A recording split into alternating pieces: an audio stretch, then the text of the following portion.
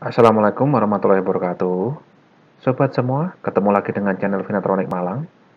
Kali ini saya akan sharing mengenai mengenal jenis-jenis baterai berdasarkan bahan kimianya. Yang pertama adalah baterai primer, yaitu baterai yang sekali pakai, yang berarti adalah setelah habis arus listriknya, maka baterai tersebut harus dibuang di tempat semestinya.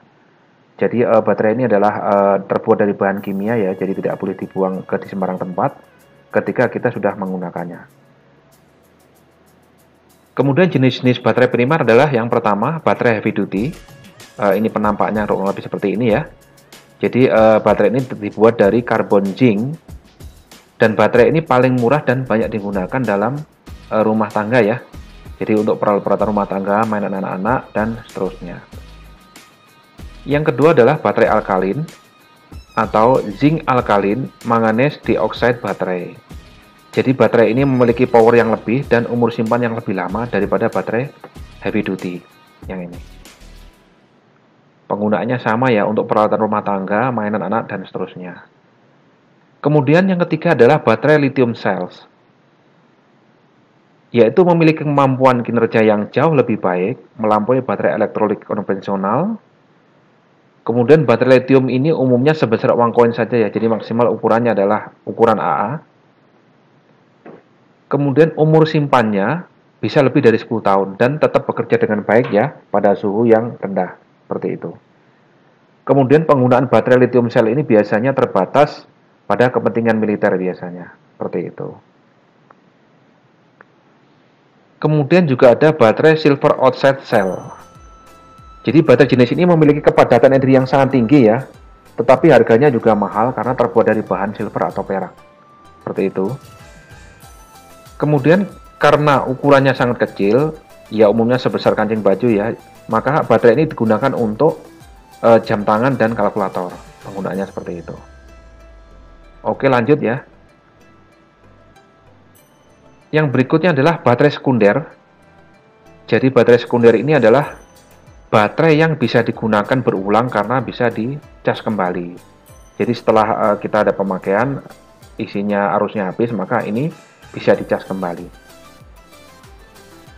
Yang pertama dari jenis baterai sekunder adalah rechargeable alkaline. Jadi baterai ini murah, yang bisa dicas ulang, kemudian juga memiliki umur simpan yang lama ya, dan cocok untuk penggunaan umum. Sebenarnya baterai rechargeable alkaline ini adalah baterai yang paling rendah siklus pengecasan ulangnya ya. Jadi pengecas ulangnya paling rendah sekitar 25 kali atau lebih sedikit. Jadi setelah 25 kali dicas ulang, itu dia sudah mulai flat atau sudah kurang bisa menyimpan dengan baik. Jadi baterai ini biasanya digunakan untuk ya ini ya, peralatan elektronik, kamera, senter dan seterusnya. Seperti itu. Jadi tegangannya berkisar sekitar 1,5 volt. Yang berikutnya adalah nikel kadmium ya atau nikat. Jadi baterai cas ulang yang kokoh serta handal dan mempunyai daya yang tinggi ya untuk nikat ini. Kemudian digunakan dalam rentang temperatur yang luas, artinya dari temperatur rendah sampai tinggi ya. Jadi cukup bisa digunakan untuk rentang temperatur yang luas. Kekurangannya daripada baterai jenis ini adalah memiliki waktu pakai yang rendah. Jadi lebih sering ngecas lah, seperti itu istilahnya. Kemudian arus listrik setelah dicas penuh ya akan berkurang 30% per bulan jika tidak digunakan. Artinya setelah kita cas penuh, dia lama-lama akan habis sendiri. Jadi 30% pengurangannya setiap bulan. Baterai nikat ini juga memiliki kandungan racun ya atau toksit 15%, karsinogenik, kadmium dan harus direcycle. Artinya karsinogenik ini adalah bahan yang bisa menyebabkan kanker ya.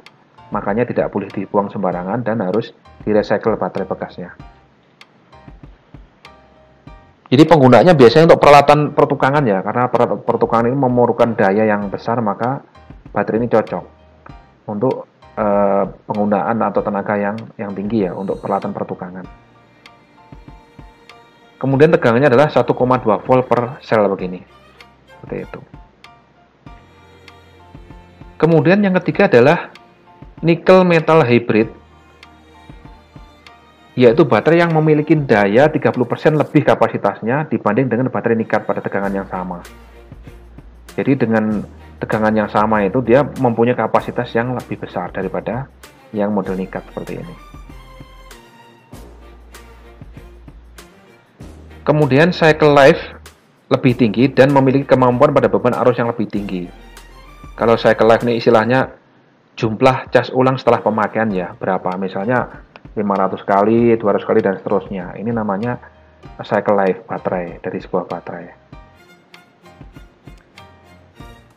Kemudian self discharge, arus akan berkurang selama penyimpanan ya, rata-rata 40% per bulan. Jadi misalnya setelah kita cas penuh kita simpan, maka dia lama-lama habis arusnya, habis sendiri. Kemudian rata-rata pengurangan sekitar 40% ya, arus yang hilang atau terbuang. Kemudian baterai nikel metal hybrid ini tidak mengandung racun ya, tapi tetap mengandung zat karsinogen atau penyebab kanker ya, seperti nikel oxide dan kobalt. Seperti itu teman-teman ya untuk baterai sekunder ya. Oke, lanjut ya.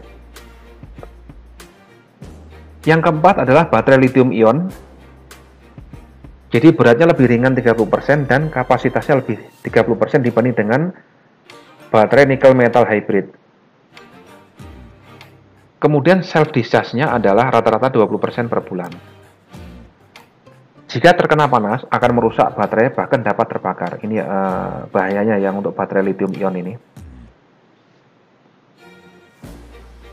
Tidak mengandung racun kadmium, tetapi tetap mengandung zat karsinogen seperti kobalt oxide dan nikel oxide. Seperti itu teman-teman ya. Kemudian baterai jenis ini banyak digunakan pada laptop dan handphone. Karena ini juga ada charger khususnya ya. Biasanya ada satu paket seperti itu. Makanya untuk teman-teman yang pakai handphone, hati-hati jangan sampai terpapar panas ya. Misalnya tertinggal di mobil atau mungkin nelpon sambil dicas, karena baterai bisa panas dan bisa ini resikonya terbakar.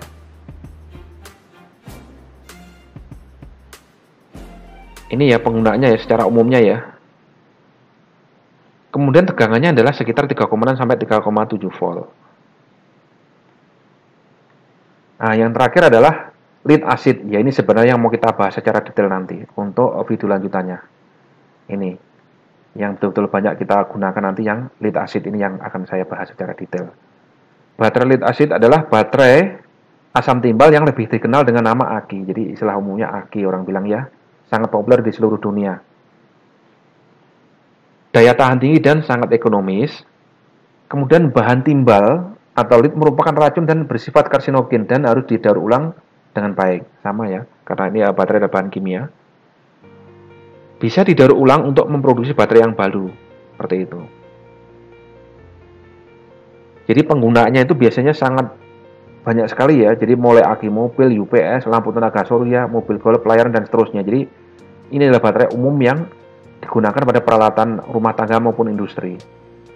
Baterai lead acid ini. Tegangannya adalah 12 volt ya, ada yang 6 volt, 12 volt. Oke teman-teman, mungkin itu yang bisa saya sharing ya. Untuk kedepannya saya akan ulas secara detail tentang khusus baterai lead acid. Karena inilah sebenarnya yang nanti sering kita pakai ya di sistem PLTS dan seterusnya. Jadi ini yang masalah lead acid akan saya bahas lagi di video selanjutnya. Demikian, terima kasih, mudah-mudahan bermanfaat.